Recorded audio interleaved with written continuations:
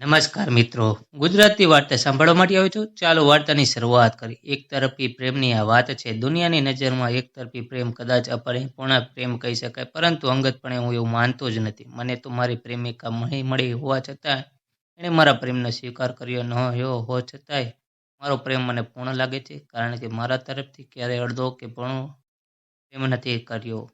તો એને ભરપૂર ચાહે છે અને સંપૂર્ણ ચાહે છે, તો પછી મારો પ્રેમ તો અપૂર્ણ કઈ રીતે કહી શકાય? એના નામનો ઉલ્લેખ નથી કરવો, પણ એને નાનપણથી જ પ્રેમ કરેલો. એમ અમે ગામના જ હતા, એક જ સ્કૂલમાં ભણતા હતા. ભણવાનું એના કરતાં એકાદ વર્ષ આગળ એટલું જ.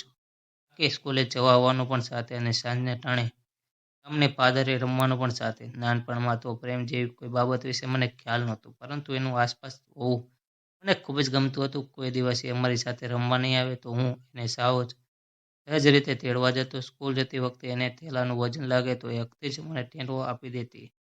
હું બે થેલા લઈને ચાલતો. મારા કહેવાનો મતલબ એટલો જ, એકદમ પાકા દોસ્તોની જેમ મોટા થયા છે. તે જ મોટા થયા પછી અમે પરીક્ષાની તૈયારી પણ સાથે જ કરી.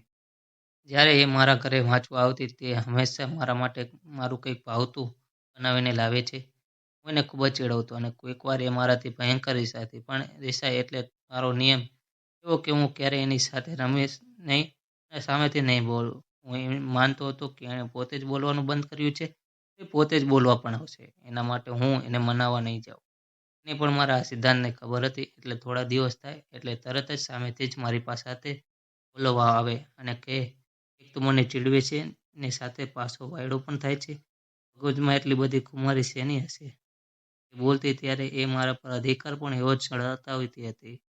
મારો બધો મદાર એના પર જ છે. જો કે એ બધું મને ખૂબ જ ગમતું હતું, કારણ કે મને ખૂબ જ ગમતી હતી. નાનપણથી તો વાત ઠીક છે, પરંતુ હું તરુણ થયો ગયો પછી જ એ વાત સમજી ગયેલો કે એને મારા પ્રત્યે જે લાગણી છે, લાગણી બીજું કંઈ નહીં પણ પ્રેમ જ છે. એના તરફથી આવા પ્રતિભાવ તો એના મારા પ્રત્યેના લગાવને કારણે હું પણ એમ જ સમજ્યો હતો, પણ મને પણ એટલો જ પ્રેમ કરે છે એટલો હું કરું છું. એના 10મા અને 12મા ધોરણની પરીક્ષાઓની વાત કરું તો પરીક્ષાના કેન્દ્રો દૂર હોવાના કારણે એ મને પહેલાથી જ કહી દીધું હતું કે મારે જ એને એના પરીક્ષા કેન્દ્રમાં લઈને જવાની, પરંતુ એનું પેપર પતે ત્યાં સુધી પરીક્ષા કેન્દ્ર પર બેસી રહેવાનું અને પછી એને લઈને ફરી ગામ આવવાનું. આવી ગોઠવણ કરતી વખતે એણે આ વાત કરેલી હતી, જાણે આ દુનિયામાં મારા સિવાય એનું બીજું કોઈ જ નથી. એ ખૂબ જ ચાહતા આપણે પણ એણે કહ્યું એમ કરતા ગયા અને એ કોઈ અગવડ નહીં પડે એનું ધ્યાન રાખતા ગયા. એની 12માની પરીક્ષા ચાલતી હતી ત્યારે મેં નક્કી કરેલું કે પરીક્ષાના પહેલા દિવસે એ પેપર આપીને આવે એટલે એને ક્યાંક સારી જગ્યાએ નાસ્તો કરાવું, એની આગળ મારી લાગણીઓ વ્યક્ત કરી દઉં. મને પણ એવો ભરોસો હતો કે એને પણ આ બાબતે કોઈ વાંધો નહીં આવે, પરંતુ એને જ્યારે મેં એક વાત કરી તો એ ડઘાઈ ગઈ.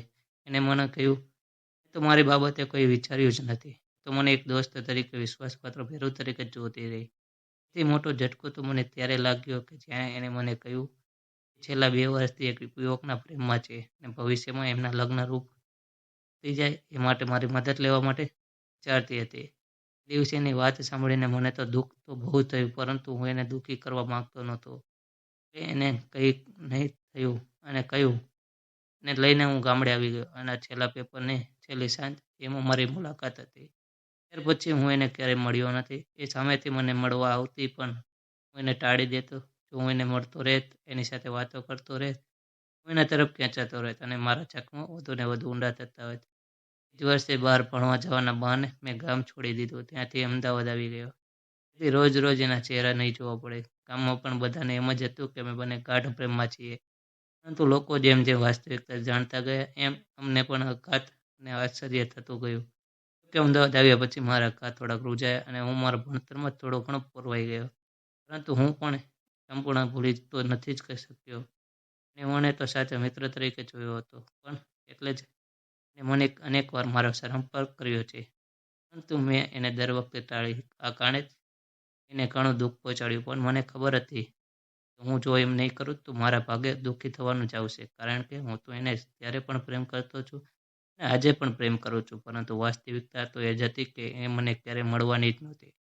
કંઈક આવી જ મારી લવ સ્ટોરી. આ કારણે જ આ લવ સ્ટોરીને તારી મારી લવ સ્ટોરી તો નહીં જ કહી શકાય, પરંતુ મને તો એ વાતનો બહુ વિશ્વાસ નથી. આજે પણ અમે સુખી છીએ. હું પણ સુખી છું. ફરક માત્ર એટલો છે કે એના પ્રેમી સાથે શકે છે તમારા પ્રેમ સાથે સુખી છું. આવી જ વાર્તા સાંભળવા માટે ચેનલને સબસ્ક્રાઇબ કરજો મિત્રો. ધન્યવાદ.